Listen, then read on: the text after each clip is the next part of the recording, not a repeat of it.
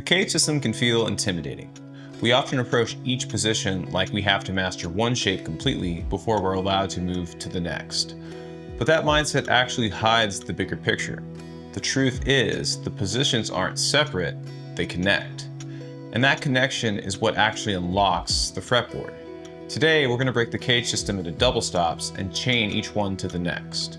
When you see it this way, the entire fretboard will begin to open up instantly. So in the key of E, our goal today is to spell CAGED. And so we're going to start with the C form.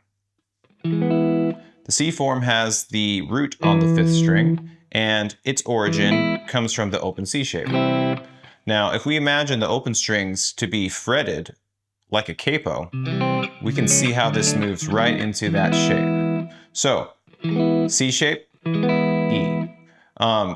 Something I like to do though is I like to break it into two pieces. One, we don't really know, the staircase. I call it the staircase because when we look at this C shape, and if you're new to this stuff, you're probably struggling to see a connection between this and this, which is totally normal. But if we continue though, this is really cool because the staircase leads right into a D shape, just like this chord here, right? It connects. So when you think C form, I want you to think staircase plus D shape equals C form.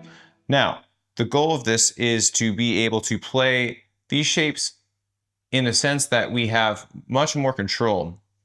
And I should note, as we go through these shapes today, we're going to be breaking them up. We're not trying to get to this point and just strum a large chord shape.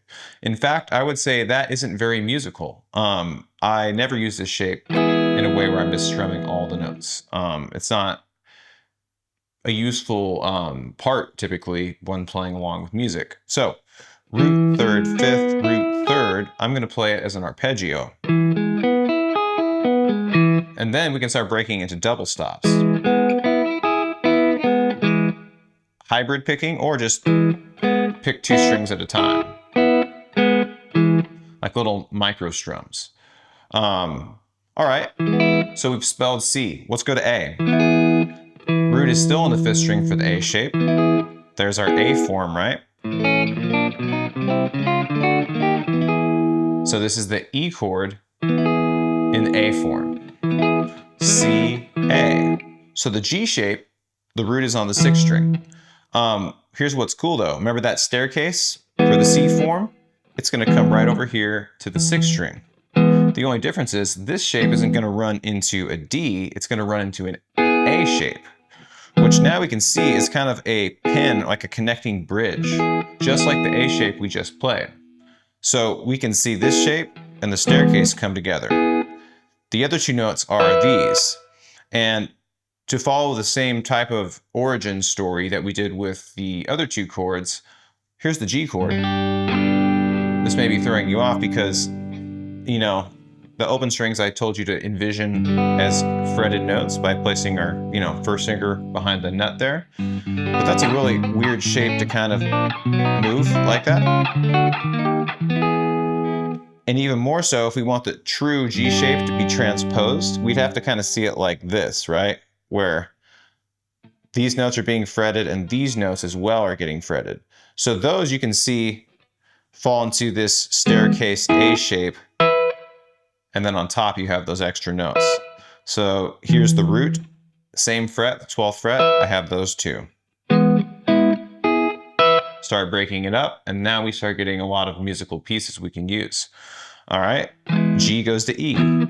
C, A, G, E. Now this may be the most common shape that most of us know. We just think of it as a major bar chord, as well as this one. But I would argue that this is the most common guitar shape as far as bar chords.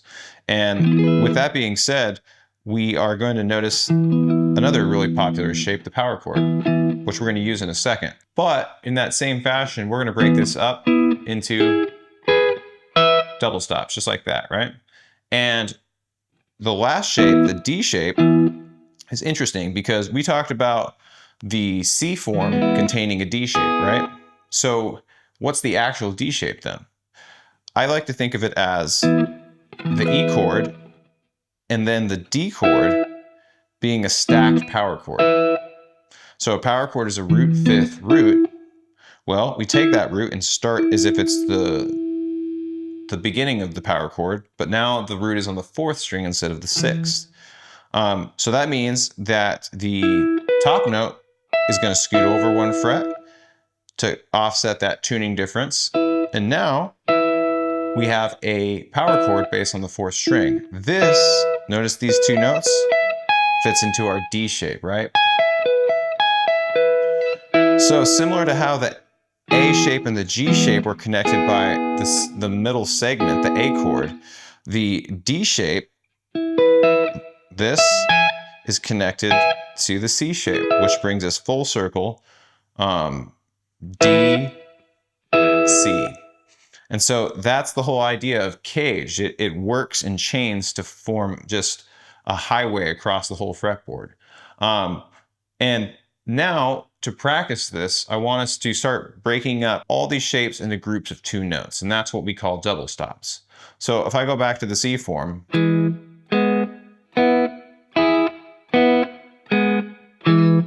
the A form,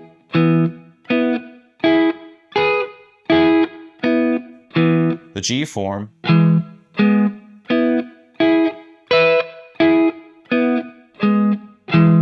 the E form,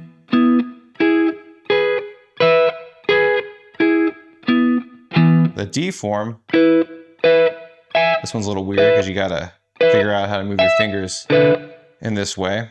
And back to the C form. So this is a great way to start practicing these chords. Don't aim for this. Even if you get it, it's gonna sound clunky and you're gonna be like, what do I do with this? These are showing us really how to start playing in positions, because scales can be associated as passing notes on this stuff.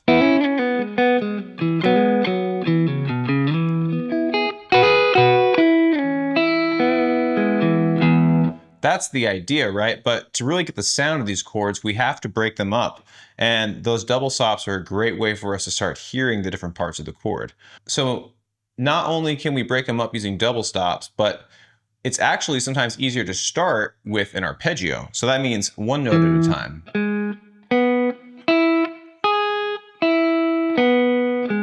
And I always like to add a lot of counting. I tell my students, make sure you can play this stuff in time, and creating a groove like and a 2 and 3 and 4, 1 and 2 and a and 4 and a and A shape and 2 and 3 and 4 and a and 2 and 3 and 4 and a and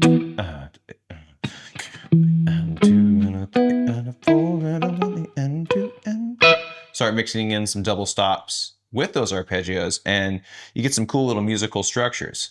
And the other thing that I'm not going to dig too deep in today, but it's worth noting, as you see the diagrams on the screen. Oh, and by the way, there is a link below for a PDF that has a bunch of these shapes.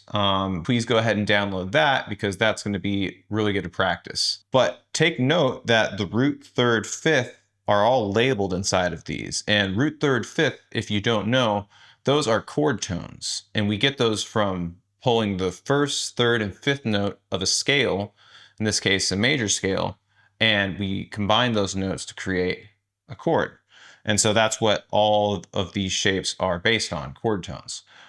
So with that being said, we're gonna take the root, the third, and then we're gonna see how if we lower the third a half step, we can make this minor,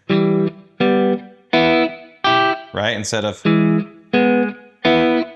we have this. So that's true of all the shapes. So if I go to the A shape, root fifth, fifth root, root third, half step down, I get a minor chord. The G shape, root third, half step down, third again. And then this kind of gets into, some hybrid positions, because we're going between the two shapes. So I'm not going to go much deeper than that today, but I did want to kind of just get your wheels turning a bit, think about how this could actually work for all the chords that you're trying to master. Oh, and one last thing, the C shape that we started on, what if I went that way? It would run into the D shape. We're spelling it backwards now. D. And that's that shape that runs into, one more, the E. E shape is our open E, right? And if we are playing in a different key, let's say you start in the key of G, C form, you kind of have this equator effect where you can go up or you can go down. And so up, C, A, G, E, D. And if we go down, we're going to have C, D, E, G. So practice this in different keys, of course. E just is nice because it kind of moves in a very logical path, starting with the C shape, where we can see it move through the full range. All right, so that's all I got for you today. Go ahead and download the free handout in the link below and get to practicing.